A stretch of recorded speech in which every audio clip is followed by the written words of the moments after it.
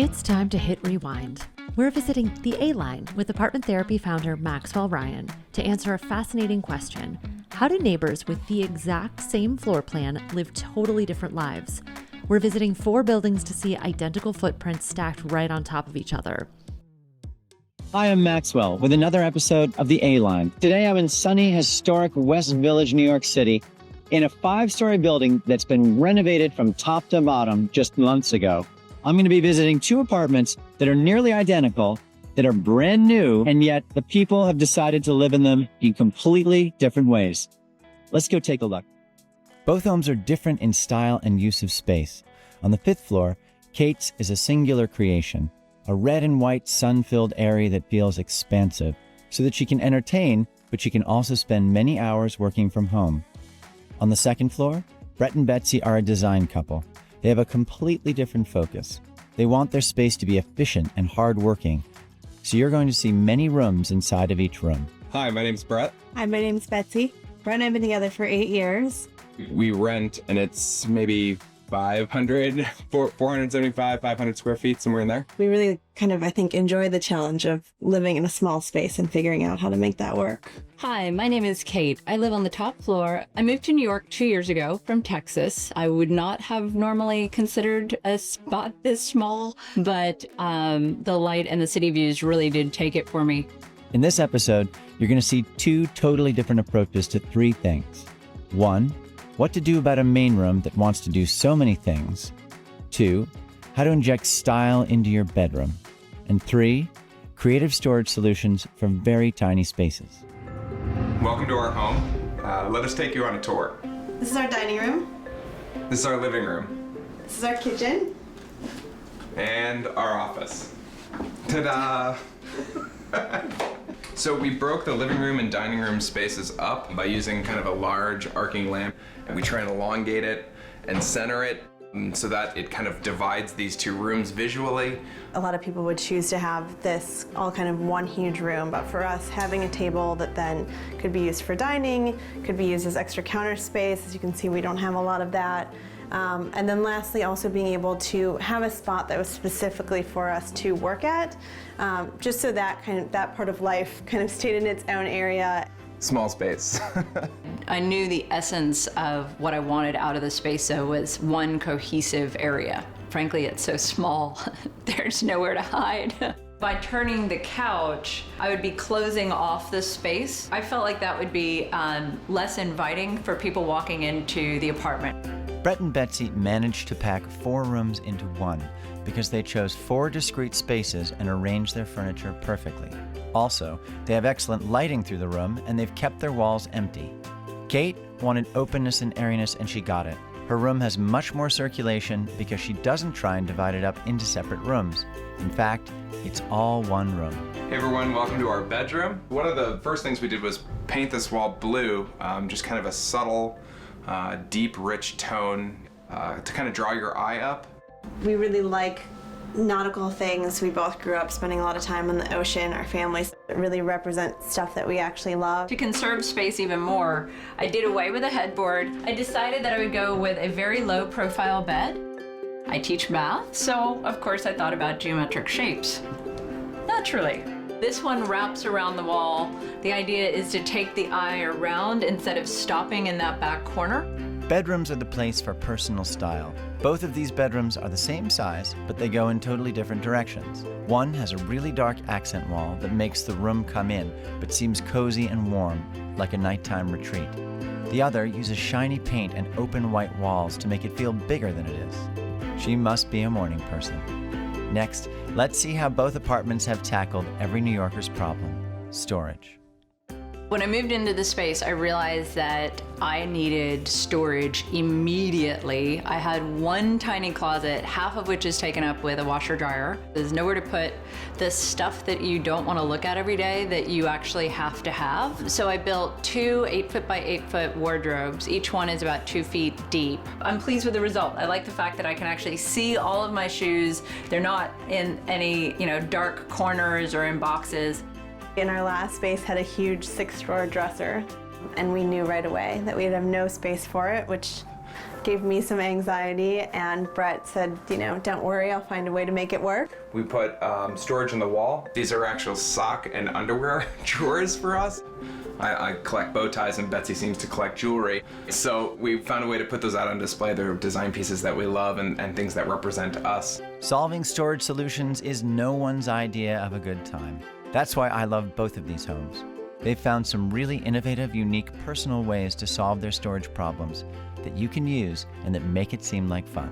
Kind of the hopes of what you want out of the space should read from the way you've organized it. I think it's really great to get an understanding of what it is that you really need in your life. It makes me think of how I'm going to actually use the space and what I could be doing, and kind of the hopes and dreams that I have for the rest of my life as well. Kind of like a jigsaw puzzle of trying to see how they best fit. Nothing you do for your home is ever wasted. You'd think they own their homes, but they're rentals. They've just moved in, and yet they've made such an impact. There's so much style, they're brimming with ideas. Ideas that they're going to take with them to their next home and their home after that. Think of every home you have as a laboratory, and you will always have a home you love. Now we're leaving the open studios of the West Village for a different challenge, a layout with connected walk-through rooms that forces these neighbors to get creative with privacy and flow. Today I'm visiting a 2-family dwelling. 2 identical footprints, one on top of the other. One's got an engaged couple, and the other has 2 roommates. Hi, I'm McCary. And I'm Ricardo. We're very compatible with our styles. We actually met through design and music. That's kind of what brought us together. We definitely have to compromise sometimes because I like a lot of prints and patterns, and Ricky has to tone things down and add a little bit of masculinity. She's very girly. I am. Hi, I'm Giverny. Hi, I'm Mara, and we're roommates. I'm an actor. I babysit for money. I'm also an actor, and also a college professor, and a bartender, and a nanny. We have lots of jobs. I got my master's so I could have 4 jobs at school. It's fun. I mean, I've lived in a lot of apartments, and this is the first place that's really felt like a home, as opposed to just that place where I go and sleep every night. Happy. Railroads sprung to prominence as a solution to overcrowding during the great waves of immigration in the mid-19th century. Called railroad apartments for their resemblance to a railroad car, with multiple compartments, a skinny hallway along the side, and 2 entrances. Both households have chosen to lay out the space in the same way in all but 2 areas, the middle room and the back room. We start right in the middle of the railroad.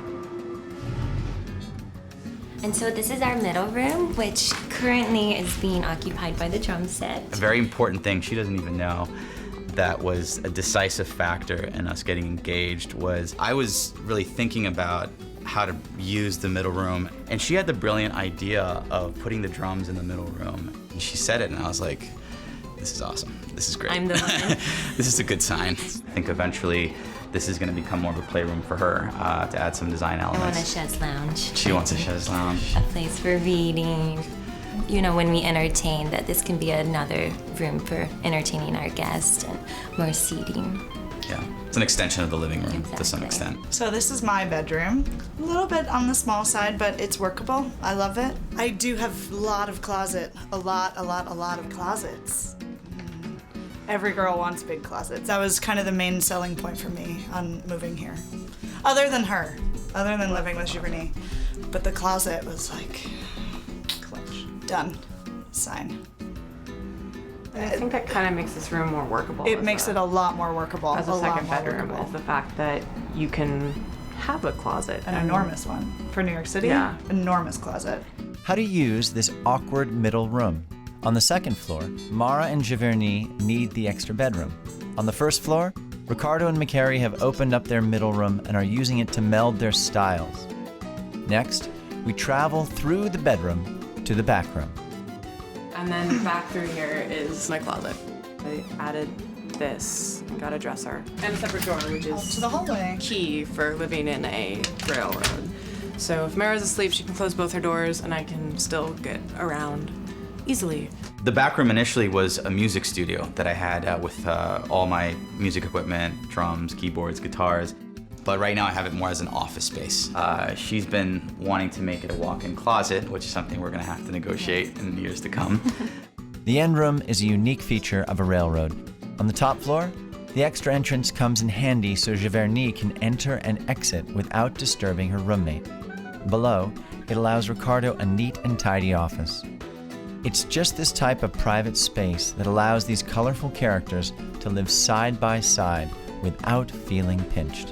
One of the things that this space has offered us is a transition from being very much me, male-dominated elements into something that's more us.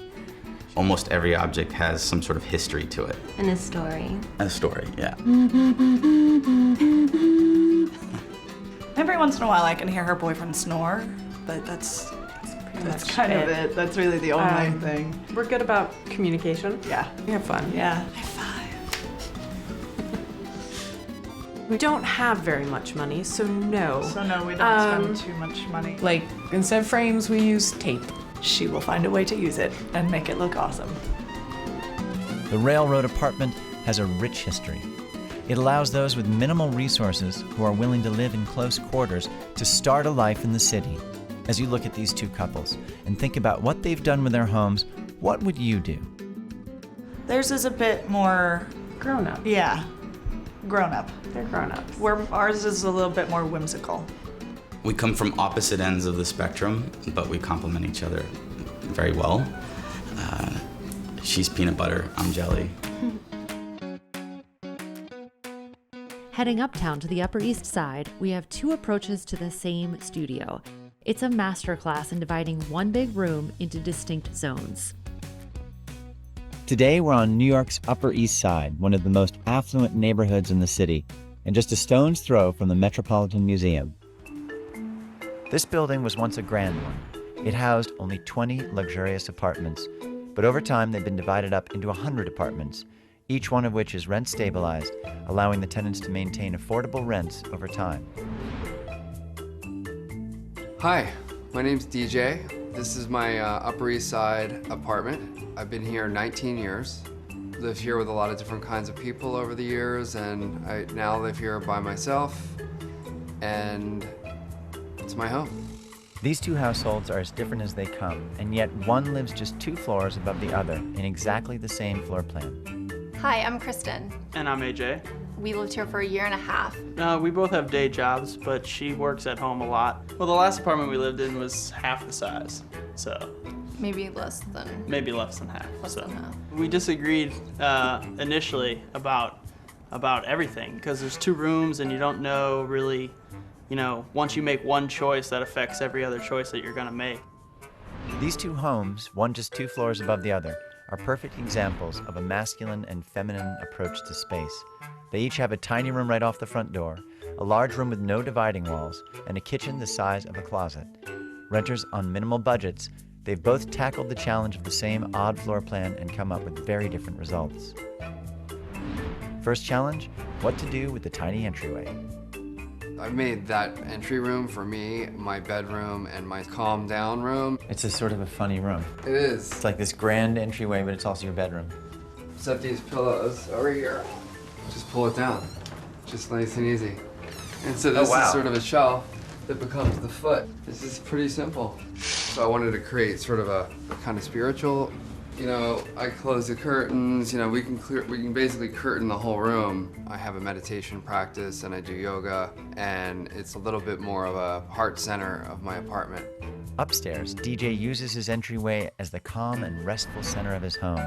Downstairs, AJ and Christin have done just the opposite. This is inspired. We just decided that using that as a bedroom didn't make a lot of practical sense. It's almost more powerful to do the stripes in the small space than in a big space. That's a sleeper sofa for when all of our guests come and visit. Then we got a kitchen table also. And this is more storage. Linens and towels and things. You don't have a lot of storage in this apartment. You've got one couple closets here, but that's about it. Admittedly, I use the couch most often as a dumping ground for all of my things when I get home from work. Upstairs, DJ used a Murphy bed and heavy curtains to turn his entry room into a nighttime bedroom that doubles as a calm and restful daytime retreat. Downstairs, AJ and Christin kept theirs as a pass-through between rooms, allowing for more storage and a small dining area. Next, we see how these choices affect the great room. So this is the place where it all happens. It's a big room, and you do everything in there. It's just like a hangout / living room. This is like a workspace. I'm a filmmaker, a photographer. This room is sort of the side of me that's more get it done, get it done, get it done. And the other room is sort of like, forget about all that stuff that I have to get done, and let's just try to like keep it cool. We felt, after talking about it and trying a few things, that if we used this as a bedroom, we'd be wasting a lot of space if we didn't also use it as a living room, because this room is pretty large. So we decided to split this in half and have half of it be our bedroom area and the other half be the primary living space. The divider, does it work? I mean, I think it serves to divide the space just from a focal point. So you've got 2 offices, a living room, and the bedroom in one room. Yeah. Yep. I always find big rooms want to be divided into centers of excellence in order to be really useful. You can see that's happened here. Upstairs, DJ has divided his room into 2, but downstairs, AJ and Christin have been able to divide theirs into 4 useful spaces, while still keeping it light and open and airy. Finally, we move on to the kitchen. It's interesting, this kitchen is, just giving you the cabinets on this side is very minimal. They didn't really do much here, did they? But it's fine, you know? I mean, it's New York. I eat every meal, out. There's a lot of cabinet space, which is super rare. This is really nice. This kitchen's been totally redone. We have a lot of counter space, and it makes it really easy. Do you cook a lot? I do. You do. Every single night, basically. Huh. AJ and Christin are so lucky the building decided to renovate their kitchen. It makes a tremendous difference, and it's a great takeaway for anyone out there who's considering doing something similar. Even in a tiny little space, a clean, attractive kitchen can be the difference between wanting to eat out every day or wanting to cook at home every night. We didn't know each other besides passing in the elevator. Hey, Hello. hi. It's the other D. Different. D for different. This building has seen so much history over the years and known so many people living within its ancient rooms. When grand apartments are modernized and divided, they remain glorious but can be awkward and challenging to design. Today, we saw 2 of the building's most recent inhabitants cross paths and solve the problem in their own ways. What would your solution be? Finally, we're here in Brooklyn with a major renovation decision. Do you knock down the kitchen wall for an open flow, or keep the original layout for a cozy vibe? Welcome to Ditmas Park, Brooklyn, famous for its painted Victorian homes and tree-lined streets. Today we're visiting 2 identical apartments, one 3 floors on top of the other, in a very tall building that overlooks the neighborhood. Hi, we're Christian and Amy. We lived here for 2.5 years. I really like design and looking at beautiful spaces. I don't ask for much, so. It's true.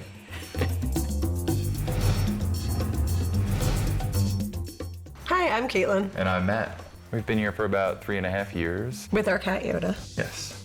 And now we have a new addition to the family on the way. Of the non-feline variety. The original floor plan for this line was very traditional, with multiple private rooms branching off of a central circular flow. On the 8th floor, Amy and Christian tore down the central wall, creating a wide-open modern cook's paradise.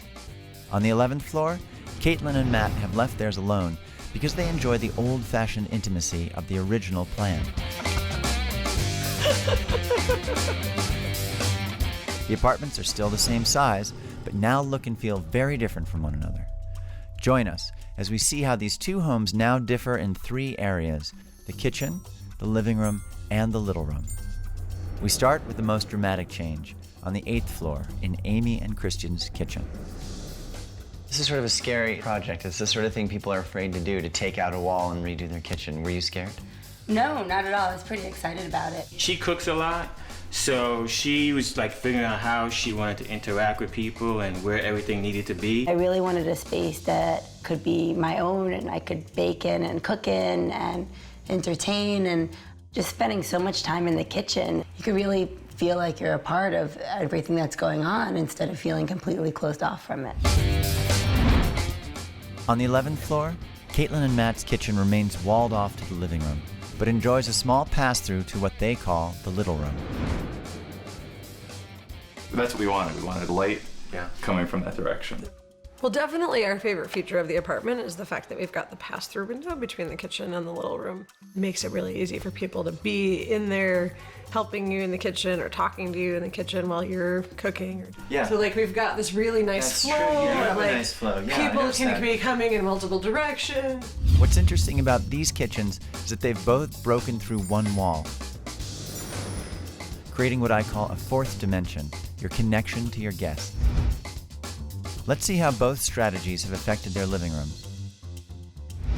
We start on the 8th floor, where the kitchen renovation has made the living room a totally new shared space. So you've done such a beautiful job in the interior here. I knew I wanted the countertop to feel like it was part of the living room and not only the kitchen, which is why it wraps around. When I came in, I smelled your cooking, but also this space was really fully illuminated. There's a homey center right here in the middle. I'm really happy with the way that it is.